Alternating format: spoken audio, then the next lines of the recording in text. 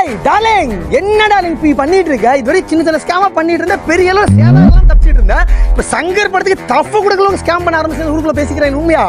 ஏன்னா இவங்க பண்ண அனைத்து ஸ்கேமோட ஃபுல் எவிடன்ஸ் நம்மள்ட்ட இருக்கு. சீக்கிரம் உங்க சேனல் அப்லோட் பண்ண ட்ரை பண்றேன். எப்படி பண்றேன்னா, இதுக்கு முன்னாடி இவங்க ஐடியா கொடுப்பாங்க, ஒரு வாரம் ரெக்கவர் பண்ணிடுவாங்க, காசு வாங்குவாங்க, திருப்பி ஐடியா கொடுக்க மறந்துடுவாங்க, இல்லை ஸ்கேம் பண்ணி துரத்து விட்டுருவாங்க அடிச்சு.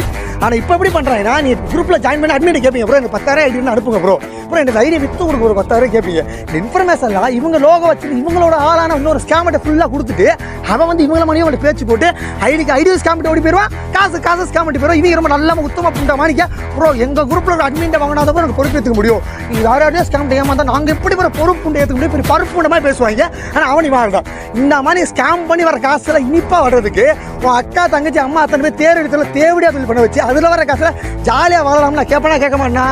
யோசிங்க. நீ ஒரு தேவடியா பையன், உங்க அப்பா ஒரு தேவடியா பையன், உங்க அப்பனுக்கு அப்பன் தேவடியா பையன், உங்க அம்மாவுக்கு அப்பனும் தேவடியா பையன்.